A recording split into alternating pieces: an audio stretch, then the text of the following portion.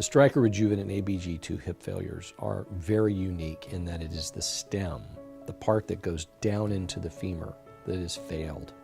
It's the defective part. It's what got recalled. And when you need a revision, what needs to happen is that stem needs to come out. The scary part about that is the stem is designed to become a permanent part of your body, specially designed with a porous coating so that once it's put in, bone grows into it and incorporates it as part of your femur. It's like a part of your body.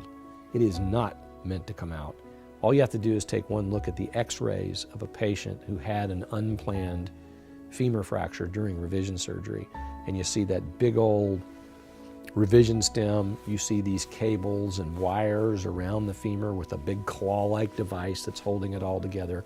If you take one look at those pictures, you would know that having an unplanned femur fracture during revision surgery is something you want to avoid at all costs. There are a lot of doctors out there that will call themselves revision surgeons, which means they fix other people's problems. They fix implants that have gone bad. But historically, the part of the devices, because there are multiple parts in these hip implants that have failed, is the cup or the ball or what we call the bearing surface, the liner that goes inside the cup. The cup comes loose, the liner wears out, the ball wears or fractures. So the surgery to fix that is fairly straightforward. You open the patient up, you fix the bearing surface. It's a relatively short procedure, technically not that challenging in the scheme of things.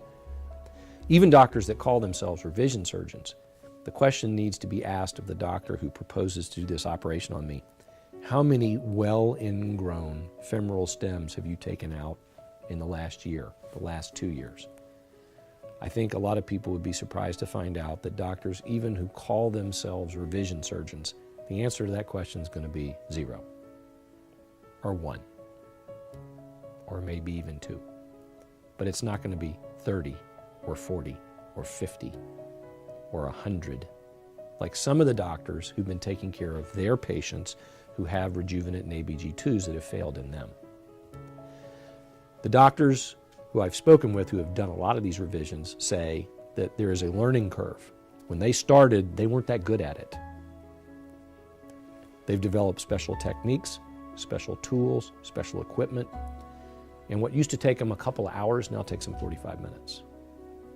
Once you've made a decision to have a revision surgery in your heart, you believe you need it, you've consulted with your doctor recommends it, is that you need to go to somebody who has done a lot of these revisions of these implants.